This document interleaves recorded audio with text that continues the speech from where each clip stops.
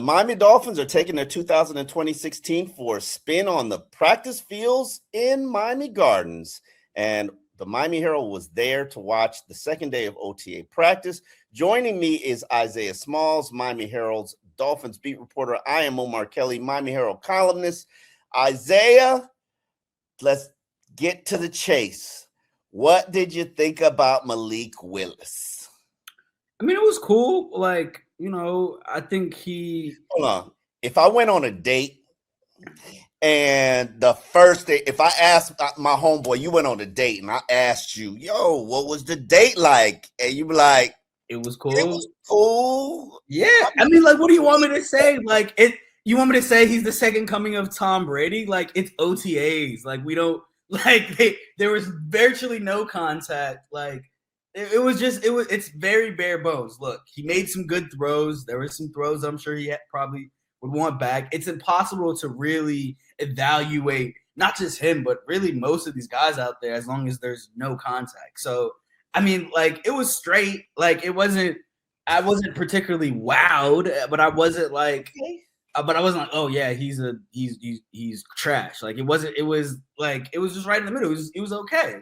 Like, I think one of the things, and I know you'll speak about this, is I think we're going to be figuring out like his throwing motion. I think that's something that is of note. I know you believe that he throws sidearm. I saw a healthy mix of both. Look, for me, it was what you want a quarterback to do in his first, OTAs available to the media, in the sense that, like, he didn't turn the ball over. Yeah, he did. He threw an interception to Dante Trey to pull off an interception. Oh, I thought that was Quinn Ewers. That was off a tip ball, right? Tip ball. No. I don't remember. It all blurred. I thought it was off a tip ball. I mean, it doesn't matter. Yeah, I mean, if it's off a tip ball and it hit my receiver's hands, like, I'm not. Look, I know I'm coming down with the interception, but hey, my man, like, you gotta catch that ball. That's what I'm doing. But look, it was okay. It's not like, again, one of the biggest features of his game is his ability to move it in. Like, when we were watching 7-on-7, you're not running. You're not running. So to me, it was basic. It was like, it wasn't anything outside the realm of possibility that's like, oh my God, this is the greatest quarterback I've ever seen here. But it wasn't terrible either. Like, it was just, it was straight down the middle as far as I'm concerned. I would say the arm is an uptick of what I'm used to seeing. I would probably put it in the neighborhood of Jay Cutler, who, if you know Jay Cutler got an arm. He got an arm. He really don't even have to step into it to throw that thing. Malik Willis has an arm. I'm looking at it and it look a little sidearm to me. Look a little sidearmish, but it's got a lot of pop to it. I was watching, and I wrote a column about this. I was watching every quarterback's pass, because they all throw the same pass during position drills. There was no flutter on Malik Willis's spiral, and all the other balls were because it was it was a windy day. Malik Willis, that thing was cutting through the wind. Yeah, that's good. So all of it, and understand, this is my first look at a quarterback throw in person, and I've learned over the years, you cannot evaluate a quarterback, especially if you don't see them throw in person. It does not translate on the film. And so the arm strength, pretty there. It's there. I'm sure the athleticism is there. I will say this. He doesn't have this massive build that everybody keeps portraying that he has. Like, he looks like the Hulk. No, he's the same size as Tua. He's 6'1", 225 pounds, probably a little bit more in upper body strength. Yeah. He does have thick calves and thick legs, just like Tua. So I'm like, my biggest concern is when he runs, because he's gonna run. Can he take a hit? And we'll see. I mean, Devon Achane isn't the biggest guy in the world, and he's taking plenty of hits and he survives. We just don't have a fragile noggin. So hopefully, let's hope. Let's knock on wood. But I will say this. I saw a lot of checkdowns, saw a lot of throws to tight ends. Tight ends are a young, inexperienced quarterback's best friend. Obviously, we know the weaponry ain't that good. We know the wide receivers, a lot of them don't know what they doing. So, I'm patient. There's progression that needs to be made, and I will definitely be looking for it. But we didn't have any 11 on 11s. It was mainly only 7 on the 7s. But the defense did come down with some massive plays. Dante Trader, who I would have named my top performer of the day, not just for the interception, but you could see he's taken on a leadership role in that secondary. He probably looks like he's got the most command out of everybody out there in the secondary. Nice interception. But then Kyle Lewis. It looked smack like what he was doing in the Senior Bowl. I'm gonna keep it honest with you. Like when I saw the play, like I was watching and I was like, I got a little bit of deja vu because I was like, I've seen this before, and I was like, where have I seen this before? I was like, oh yeah, the Senior Bowl. And I could tell, and I didn't even have my binoculars on. I could just tell by the way he caught the ball and the way he just kind of jetted. I was like, oh, that's Kyle Lewis. I don't know if you knew that. I was sitting right next to you. I said it. No, yeah. You I was like, oh, that's Kyle Lewis. Yeah. He, for those who don't know, he caught a pass on Mark Gronkowski, intercepted a pass. I didn't see who it was intended for, but it was in the flat. He clearly was the weak side linebacker, jumped the route, took it to pick 6. Mm-hmm. Defenders went over there and celebrated. I know a lot of people think that would be a great player to go play safety, but I want him close to the line of scrimmage because those instincts that you could tell that they're quite promising. And then somebody else got an interception. I think it's a Green. You got to excuse me. AJ Green III. He got an interception off a ball that deflected in the air. He deflected it in the air and then he caught it. So 3 interceptions for the defense. One very impressive pass that was dropped by Taj Washington. Taj Washington actually took the collision on the AJ Green interception and then left practice early.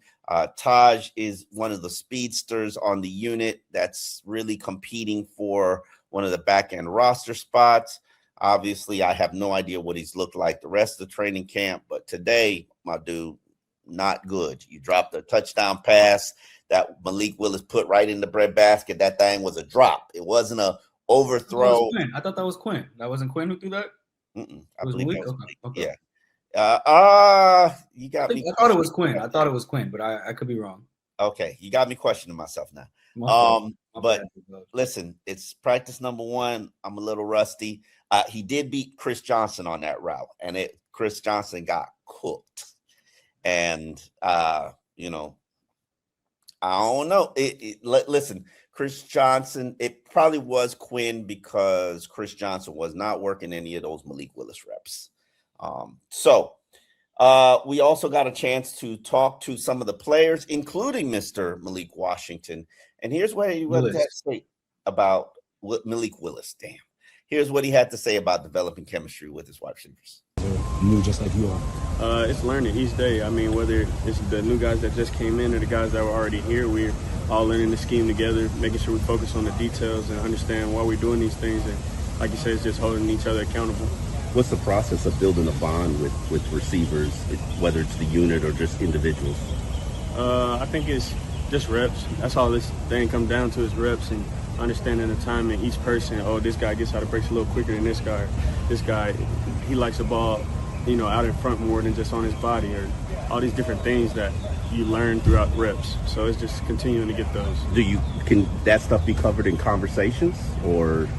Yeah, especially like preference, especially when it's specific situations that we find ourselves in on the field. So it's just continuing to grow and build that arsenal of tools that we can go to and use. So if you already asked this, but Devon Etienne getting this deal for you, how happy were you for him to lock in one of your weapons here? Oh, that's awesome. I mean, that dude's a baller. I know y'all seen him on tape in the past.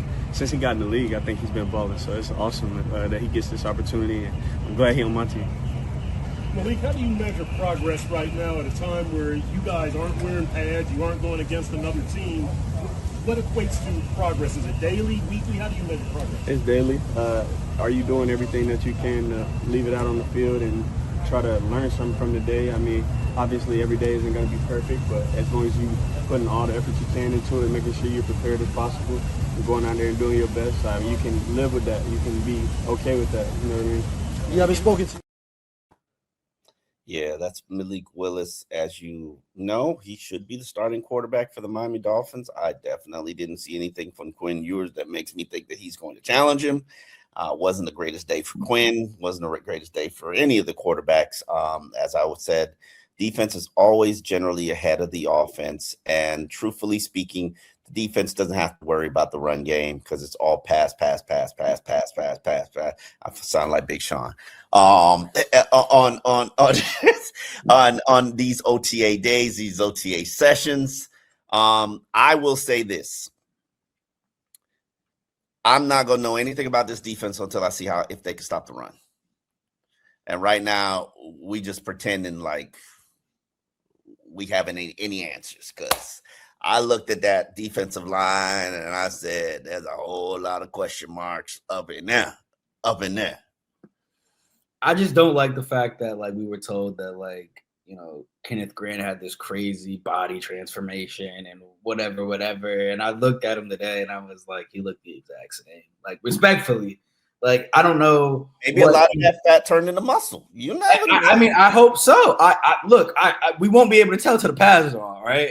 But from looking at him, I was like, I told you that was fiction. I know you did, but I gotta lay my own eyes on it. I gotta see him, you know. And I was looking at him, I was like, I was just a little bit disappointed. One person I will say this, and I hate to, you know, as y'all know, I love talking about the DBs. Trader, in my estimation, got a little bit bigger. Like, you could see a little bit more definition in the arms. We'll see, you know, come, you know, training camp, once we actually get the pads on, it's just see the stature, and, you know, hopefully we get to see him a little bit more up close then. But we'll see. I know that, you know, you had a spirited conversation with one of the other defensive linemen, you know, in that trio of. Yeah, the one with the fit physique, the one who's like, looks like this. Yes. Jordan Phillips. And Jordan Phillips had a very interesting conversation because one of our cohorts, Chris Perkins, says he always notices, and Chris watches these weird things. And Chris said, this is not the first time a defensive lineman has told you, stop looking at me. He didn't say that, but that was that's a reference to the Christian Wilkins. Where Chris will ask weird questions. This was a little bit of a weird question, but I love the answer that Jordan Phillips gave.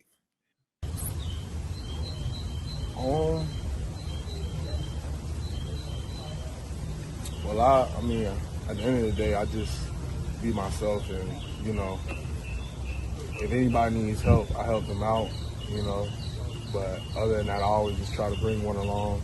You know, I've always done that, so, you know, yeah. Apologies again. Oh, no, go ahead. I got a question about your enthusiasm and your energy. Last year, I noticed you were a lot of times the first one out onto the field when the defensive series started. Where does that energy come from? It's a mindset, you know. I mean, it's like, you got any pets? Anybody got any pets? No, I used to it. Yeah. Okay, I have a question. So, say for an example, your pet like gets loose and just runs out there in the road. Are you just gonna like get up and just like slowly go about it, or you gonna run? You know what I'm saying? Like, you gotta have urgency about everything that you do. You know what I'm saying? This is a fast and physical game, so you can't walk on the field. You can't just, you know what I'm saying, slow jog. Now you gotta take the field, because at the end of the day, there's a guy that's lined up in front of you. You know, you gonna try to kill you. So, you know, you gotta take the field the right way. You know, it's just a mindset, it's a mentality. And tell me, it carries over into practice, apparently. I saw you blocking sleds down. Like, some guys just knock them backwards. You left them on their side today a couple of times, it looked like. Like I said, it's just a mentality. You know, Austin Clark, he does an amazing job of just emphasizing that amongst everybody. And like I say, Jeff does a great job too. You know, setting the standard about how you do one thing is how you do everything. So, like I said, you don't want to be lackadaisical in no aspect of your life. You know, you want to do everything the right way. So that's what it's about. That was a good analogy for that. But just, apologies if you answered this earlier, but, just having OTAs getting started, and what's your biggest impression so far of Jeff Hafford? I love him. Great coach, great leader, Like I said, he installs a standard amongst the whole team. We're going to work hard, and we're going to earn everything. So you mentioned. Yeah. So, and Jordan Phillips, as we have chronicled here, best physique of all the defensive linemen. Just very built, very strong. Now, didn't necessarily translate to the field all the time, but you could see the maturation taking place, and a lot of times those come down to reps, about people seeing things and then having that recall to be able to see it again and play well on it. So I'm curious. I actually think that Jordan Phillips and maybe Zach Sealer are players who might be required to play on these ends, because I don't see it. In terms of, on passing downs, I can see a lot of pass rush threats. Yeah. But Chop Robinson and Josh Uche, I don't see it. I mean, Uche, he's 6'3", 226 pounds. That's small. For it to be like a good edge setter, that just seems a little bit small, especially when you got 300-pound lineman running at you. Like that just, it seems a little bit small. Kyle Lewis, who people are saying should be a safety, is 6 foot, 220 pounds. So, I feel you. It definitely doesn't. An edge setter shouldn't be 20 pounds heavier than a safety. But hey, I'm curious to see what happens when the pads come on. I could tell you, I'm learning plenty about this team as the OTAs and the weeks progress. Safety is one of those areas where I'm learning a ton, because I don't have no clue what's going to happen back there. And this guy named Zane Anderson, didn't even know your name, Bleak Dog, and now I got to learn who you are and what you do. So Zane Anderson, I was a little disappointed in what I saw from Lonnie Johnson Jr., because I thought that he would be the guy pushing for starting spot, and he was just there. So you never know what leads to a player being wherever they are. So it'll be interesting to see how that all pans out.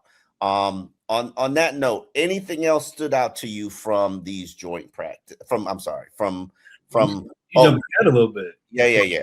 We also need to say that Devon Achane was there. Yes. Was not working. Did not work at all. Worked on the side. Yes. And that shouldn't be much of a surprise, considering we had a few coaches let it slip last week that he was hurt. And I tried to tell y'all that, and y'all were like, "Oh, it was just a while." Well, I was like, "Okay," but they said it like unprompted too. Like I rewatched the Kevin Patullo, clip today, and he was just like, he was literally asked about just what Achane can do from a passing game standpoint, and he answered the question, and at the end said it's going to be really fun when he's healthy. And it's like, no one asked me about his health, but. Okay. I mean, listen. Achane looked a little heavy to me. I'm not even going to front. He's Achane. He's big money right now. Yeah, it's big money right there. And sometimes when we don't know what the issue is. He missed the season finale with the shoulder issue. Maybe that got cleaned up. Maybe it didn't. Maybe we're doing some maintenance stuff. Maybe, I don't know. Hafley did say that he's been in the building, and it wasn't just because he got a contract he finally came into the building. But we'll honestly, I don't need to see Devon Achane till we put on pads, and I don't need to see him play any in the exhibition season. I'm good. Yeah. Protect your investment. Protect your investment. Like, Yeah. I'm good. I'm good. I'm good. I don't really need to see any of that. I agree. Now, do I feel like they've got enough depth at running back? Probably not. Not at all. Probably not. I think that's a position that this team is probably going to address once we start training camp. But there are a lot of positions that we could address when we start training camp. I will also mention that the Dolphins were going to be doing a joint practice, not only with the Washington Commanders up there in Washington, but they're also going to have one practice against the New York Giants, hosting it down here in Miami Gardens. I find that interesting, considering you're allowed 4 practices. Not only did they not double up on a practice with Washington or the Giants, but they also decided that they want to skip a joint practice with the Atlanta Falcons, which to me seemed a little sketchy. Why does that seem a little bit sketchy to you, Mr.? I'm just saying. You worried about Tua's revenge? Like, what is going on here? You feel like you don't need to do a joint practice against the Atlanta Falcons? You feel like maybe get a little testy? I don't know. So, maybe that's the final exhibition game. So maybe we don't know what Jeff Hafley's going to do. So maybe he's going to ratchet up and work his starters. But that's a great opportunity for you to get the backups a little bit of joint practice work. But I'm hearing that NFL coaches are scaling back the joint practice, including Dan Campbell. I heard Alan Papard say that Dan Campbell said he's not doing any more joint practices, probably because he whooped up on the Dolphins and didn't learn nothing about his team. Gave him a false sense of security. They pimp slapped the Dolphins around the field for 2 days. So maybe coaches are changing their approach when it comes to these joint practices, or maybe Jeff Hafley doesn't want to. It just doesn't want to knock his team's little confidence. Maybe they, You really think the Falcons are going to be that good, like world beaters? Not really. But I was about to say, like, the Commanders should be. I don't even know. The Commanders are maybe okay. Like, I'm going to be interested to see what they look like. I think that they'll be okay. Obviously, they have Jaden Daniels out there, but like he needs to stay. Jaden Daniels. When we did that joint practice. Oh yeah, that's when we knew that he was going to be one of them ones. But he needs like a lot of quarterbacks or like a lot of guys in the league right now. He needs to prove he can stay healthy, right? Like he was banged up a lot after the phenomenal rookie year. Great start to his career. I mean, he was kind of, I don't want to say mid last year. He was just banged up last year, so it's hard to get a real read on him. But I liked even, and where I stand with my how I feel about the rest of the NFC East. But like he looked good. I was excited to see what his future is. But we'll have to see. But kind of before, I know we're about to wrap up, I wanted to talk about Jordan Brooks a little bit because we talked to him today, and you guys know he's in the midst of a little bit of I don't want to say a contract dispute, but he just wants more money. He outplayed his contract. He has no more guaranteed money left. He wants some new money. And one of the things I asked him about today was, why is it important for you to show up? Not just be here, to show up, practice, go 100%. Why is that important? And I really like his answer. I'm going to read it to you real quick. I need to get better as a player, so that's why I show up. Obviously, I never want to send the wrong message to the team or to my teammates. I play with these guys, go to battle with them. I want them to know that I'm here no matter what, playing the game for the right reasons. To me, this is what you want to hear from a guy that you called a pillar of your defense, right? He has his own issues off the field in terms of trying to get that contract settled. He's a guy that is willing to show up no matter what. Obviously, you guys know that he drove over to the facility the minute that they picked Jacob Rodriguez, a fellow Texas Tech Red Raider. So he was excited about that. But to me, and I really just have a lot of respect for a guy that is willing to put like the contract, the money stuff, the stuff that is really important. Of course, not the reason you play the game, but the stuff that kind of allows you to be comfortable playing a game that is very violent. For him to put that to the side and be willing to go out there, compete, and set that example as a leader for this defense and the leader of, Jeff Hafley's main unit, as far as I'm concerned. Obviously, we know he's a former defensive coordinator. Like, to me, that says a lot about not just who he is as a player, but as a person. And one of the last things I asked him was, we saw him take a tremendous step forward as a leader last year. Tremendous step forward. And I asked him about just, in leadership, do you have another step to take? Like, what does that process look like now, considering that, last year's last year, right? It's a whole new team, whole new coaching staff, whole new regime. What's that, when you reevaluate what you did last year, is there another step to take? What is that? What does the leadership from Jordan Brooks look like this year? And again, another great answer from him. He said it's always a new challenge, right? With there being a lot of young guys and then just a lot of guys who haven't had a lot of play time in the league. That's a lot more challenging on my plate as far as being an example to those guys each and every day. It's hard to do that every day. Some days you might come in tired. Some days you might not feel like making that extra effort. But for the sake of the guys around us watching, I think that challenges me more to take it up a level. And so, look, I think there's a few things that I kind of learned about Jordan Brooks and just even the decision that the Dolphins made to bring him out today, because usually, guys that are in contract situations, you kind of want to shield them a little bit from the team. But they don't talk about it. Yeah. You don't want them to talk about it but at the same time, what I learned about Jacob, I'm saying Jacob Rodriguez. What I learned about Jordan Brooks today was that, he's a guy that puts football first, right? And so to have that guy as the pillar of your defense, a guy that Omar, you told me earlier that they're going to build this defense around, presumably. I think that that's the right choice. Whether or not the money is going to come, when it's going to come, we don't know. And he even said that. He even said, I don't know. Like, I don't know what it's going to be.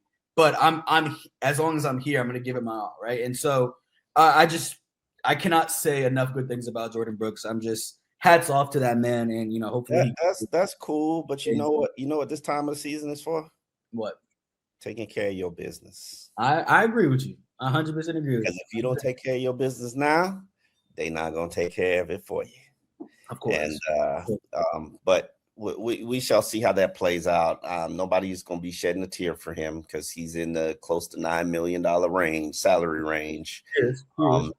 So, but when you're talking about veteran players, it's about getting guaranteed money for future seasons to ensure the investment that you're putting in. If I'm Jordan Brooks, I ain't stepping on the field for a joint practice or an exhibition game till I get my money. I agree. Show me my money. I agree. So it'll be interesting to see how that plays out. Dolphins, they don't get any money until June 1st, till they get that Bradley Chubb welfare.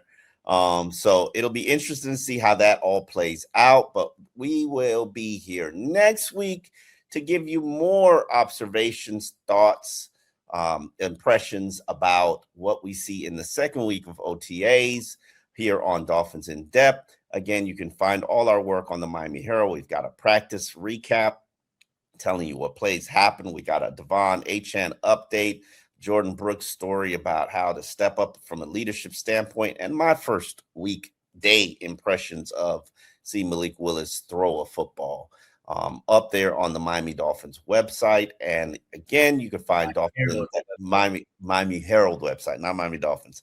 Yeah, and you can find all of our podcasts on any platform that you can have streaming sites. So please do check that out. On that note, we will see you next week, and happy and safe Memorial Day.